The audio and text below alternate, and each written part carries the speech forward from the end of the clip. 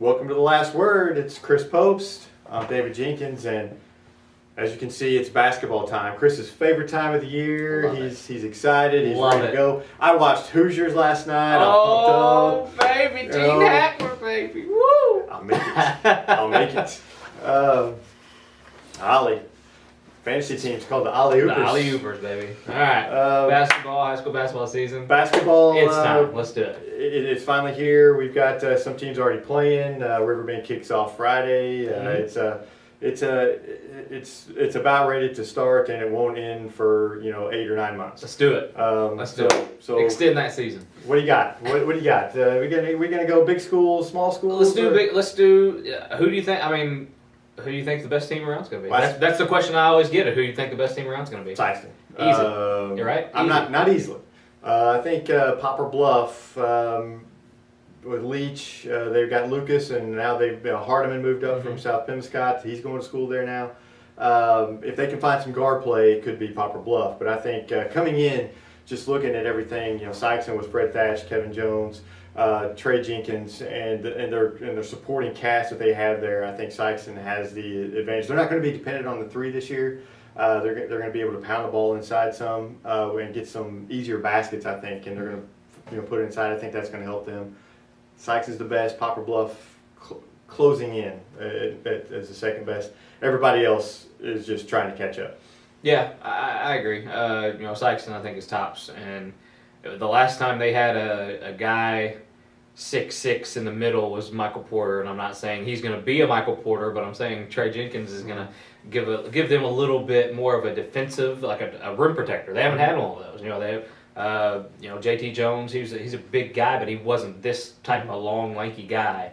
I think that's going to be the major difference with them, and I know they are stifling defensively already, but that half-court defense is even going to be better because they got that guy in there that's a rim protector. And they're going to have some quickness. They've got some younger guys coming up that's going to give them some quickness too. That's going to help them.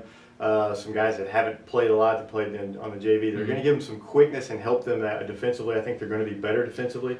They may not be as explosive offensively, but they're going to be better defensively.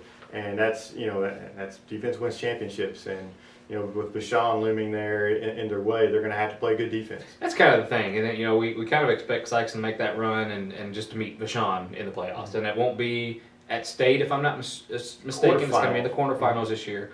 So that's kind of what we have to look forward to. I think just beginning of the season, obviously we don't know what's going on. Hopefully everybody stays healthy. But Fred Thatch, best player in the area, best player. He's going to be the best player in the area. You know exactly what you're going to get out of him with points and rebounds and everything in between. And he's always working. He's always in the gym, and he's always trying to improve his game. And I'm going to say you're going to see a little bit more. I think a little bit more of an outside game from him. I know he can do the things inside, and he's probably going to stay inside, but that shot is developing for him, and it's developing nicely. And I think he's going to stretch his game out a little bit this year. I'm going to throw another team in there. We talked about Sykeston and Poplar Bluff, Cape Central. They're kind of flying under the radar this year, but they've got a really good player in Parker. Yeah. They've got some other guys who came back, who came at the end of the last season and they really gave Sykeston a game in the district championship. They always play Sykeston well. Yeah. That's a team that could, they could, create some havoc for some teams. They're gonna be very good. Problem with Cape Central is they're always up and down. It never fails how good they are. They're always up and down. You'll see a really good game and then they fall off. So you never know what you're going to get from them. But their good games could cost them these good. They play so ugly that it throws everybody else off. It's weird how that happens, but they're not a high scoring team. They're not going to knock you off defensively, but they play. It's just they throw teams off, and it's just they do that to Sykeston probably better than anybody because Sykeston they throw them off their game, they throw them off their rhythm, and they play Cape Central's game. They play their way, and that's what makes them dangerous is because they make you play their style, and it might not be pretty, but a lot of times it results in wins. So yeah, they're a dangerous team and come playoff time for sure. Yeah, and you get we've kind of talked about Class 5 and Class 4 there. Jackson in Class 5. I think they're a year away. I think that but Poplar Bluff seems to be the class of Class 5. You would think. Jackson kind of coming on, but Jackson always peaks in district time, so you've got to watch out for them. But as we go down to Class 3. That's where it gets a little clouded. Murky. There's some I like the good teams. murkiness. You got Caruthersville, who made the quarterfinals last year, has a lot returning. Lost on a just tremendously bizarre ending. Crazy game. Yeah. Switching gyms and everything else. But DeAndre Davis is back. A fantastic player. They have some other good players to go along with him there. You've got Charleston with Sharp. He's back. Charleston. They're always going to be there. And you've got Saxony Lutheran, who's trying to get through. You know, they've got some good players. William Rogers, I believe is his name. Good player there, and he's got some guys to go along with him. And the twins, I'm blanking on their names, but the twin guys. You know, they're look like twins. Yeah, there's three really good teams there, and you have some other teams there that are coming in with some good players too. So it could be anybody in Class 3. Yeah, Charleston and Saxony made the final last year in that one, and with Crowsville moving up, beating into that district now, if I'm not mistaken. Right, Crowsville and Charleston, I believe, are in the same district, and then you're going to have Saxony, I believe, up north. I think. See, I'm not don't hold us to that. On the districts anyway. But anyway, Class 3. They keep changing. Thanks, Misha. We finally get one, and then things kind of switch. we gotta readjust. But you know, that Class 3 for the last 10 years it's been Charleston, and now there's just some kind of questions. You know, you don't really just automatically hand Charleston these districts and these playoff runs, but you know they're always going to be in the fight, and you know it's going to be fun, and with teams coming up, I like it when Caruthersville is good. I like it when it makes it a lot more fun. In Charleston, they're playing. You know, they play such a tough schedule. Yeah. Such a tough schedule that by the time district rolls around, they may not have a great record, but they're ready to go. Yeah. You know, they've seen the best teams have, and they're going to be ready for anything you can throw at them. Yeah, they got the SEMO Conference, plus they play in the Superman Classic over there. They play, you know, they'll play anybody, and they're not scared. Saxony got, from what I understand, got booted out of the Bloomfield. So what do? They're going over to Carbondale, and they're going to play some really good teams over there. So they're going to be ready. Yeah. You know, they're going to have, you know, their schedule is tougher than it was last year. So they're trying to get ready for that district run too. So, and Crowsville, they play tough teams too. I mean, let's not hold them, you know, say that they're not playing tough teams, because they do. Yeah. So you got, I mean, they're all getting ready for that district and doing it the right way. There's tough teams. Other ones, you know, Malden has a lot of talent. You know, you never know what you're going to get from them, but they're talented. We saw them play last year in the Bloomfield Christmas tournament. They had some juniors that are going to be seniors this year. You know, Kennett. Coach McFerrin. That's right. You know, you never know with them. You know, they've got the Kenny kid that he's back, and so they could be good. You know, with Coach McFerrin, it's kind of feeling a little bit like an old time. You know, you got Danny Farmer in Charleston. You got Hollifield at Saxon. Got a lot of good coaches around here that's stepping up, and you know, a lot of coaches moving, and with McFerrin at Kennett, it's going to be exciting. They just kind of adds to that. You know, what can he do? I know he's been out of the area for a while, but that coaching gene never leaves, and he knows exactly what he needs to do. But you know, what can he do at Kennett to get to maybe challenge in that Class 3? And we talked to Coach McFerrin at his Hall of Fame induction ceremony. We had just a little bit on that. Well, it's a twofold, because one, I'm so proud that Kenneth had the opportunity, gave me the opportunity to do it. The other side of that coin is that I want to do so well for Kenneth that I'm a little intimidated about it. Believe it or not, I'm more intimidated coming into Kennett than I was my first job at Charleston as head coach. So I'm thrilled to death to have the opportunity, but I hope I don't put so much pressure on other people because of the pressure that I put on myself. All right, that's good stuff, Coach Mack. I love seeing him back in the area. It's going to be, it's going to be fun having him back on the sidelines. Absolutely. Always one of my favorites. Fiery, I love it. always love watching his games. He's getting up in age, but I don't think that's taking any kind of pluck out of him. And we're going to be at the Bloomfield Christmas tournament again this year, and the first time he's going to be over there. That's going to be fun. A lot of fun. 4 days with him. I'm assuming they'll play all 4 days. I would think so. I would imagine they would. But speaking of Bloomfield, we'll knock down to Class 2. Class 2. They had their magical run of 50 years since they've been to the Final Four, and they did it last year. And they lost a lot, including their coach. New coach coming over, and losing Noah Vandiver, their leader from last year, but a lot of people, they have a lot of guys back. A lot of those guys were juniors, and they're not. I don't think they're going to drop as far as people think they will. No, I think they're still going to be good. You still have Alex Gibbs, who hit the game-winning shot against Thayer in the quarterfinals, I believe it was, or sectional. Yeah. Sectional. You have Tim Hector, Peyton Bell. I mean, they're going to be good. Yeah. Now, will they be as good as last year? Probably not. But they're still going to have some talent. I look at Hayti in Class 2 as a team. They have a new coach as well, Coach Aaron Bidwell, and they have a lot of returners from last year. Maurice Farr, not probably going to play with his foot injury, or at least for a while. Yeah. He's definitely going to miss some time there. But they still have a lot of good players there to play, and Coach Bidwell has done a great job at South Penobscot. He comes over to Hayti now. We'll see what they can do. I would think that they're the two teams in Class 2 that kind of stick out to me. I would think so. I can't really think of anybody else that would maybe challenge them in their districts. I wouldn't. You've got Holcomb, who will be okay. They're okay. You got some teams that are going to be coming up and getting better, but I just don't see teams that are just ready to take that over yet. Yeah. It's Hayti and Bloomfield. Those two are the two teams in my mind that just kind of stick out. It's theirs to lose. In my mind. And Scott Central dropped down from Class 2 this year. They go to Class 1, so that Class 1 schools are ecstatic. Well, that they're without Jeffrey Porter, and when you lose a Porter, that's always a blow. It seems like, but this team and what they have coming up, they have DeAndre Beard, Devin Blackman, guys like that have been there the last few years.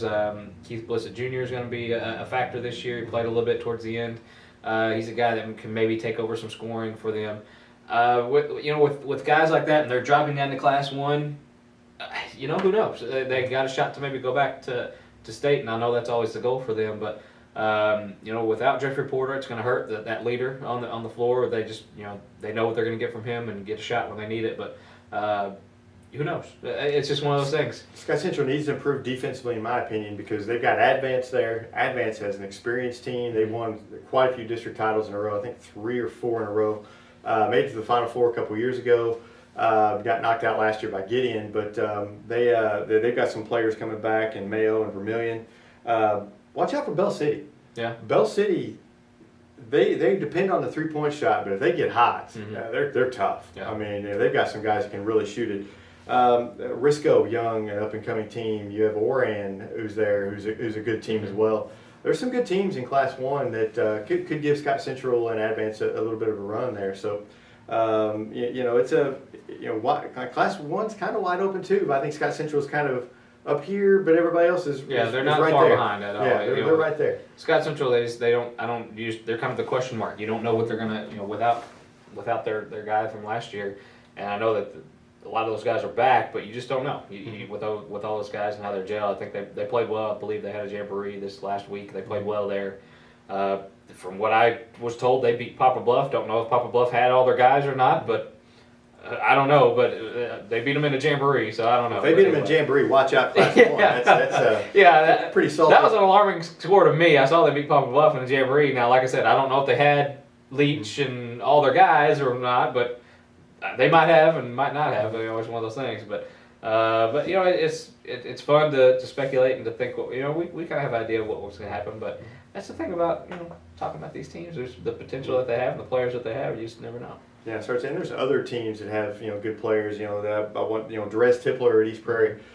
He's an up and coming player. You've got Javarcus Word at New Madrid. He's going to be one of the top players in the area this year too. So you've got good players around the area, not just on these good teams, but you have some really good players on these other teams that could do something. Gabe Jackson with Dexter. There's some good players all around the area this year, and Southeast Missouri is one of the top places for basketball in the state. And a lot of good players, a lot of good coaches, a lot of good teams. Anybody that you think is a sure lock to go to state this year? A sure lock to go to state? Sure lock to go to state. And by state you mean Final Four? I mean Final Four. Yeah. No.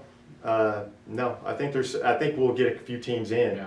But as a lock, no, because Sykes, like I said, they have got Vashon in the quarterfinal. That could be your state championship game in the quarterfinal. Charleston, Crothersville, those teams. You know, you never know what you're going to get from St. Louis, but I think we'll get a couple through. There'll be a few. I'm like you. I don't think nobody's a lock. We got some teams that have good chances. We talking about girls basketball because We can talk about some girls basketball. Girls basketball, Dexter Absolutely. might have a chance to get through. They might have. I think they've got a better chance than anybody. You know, really, if you look at what they have in front of them.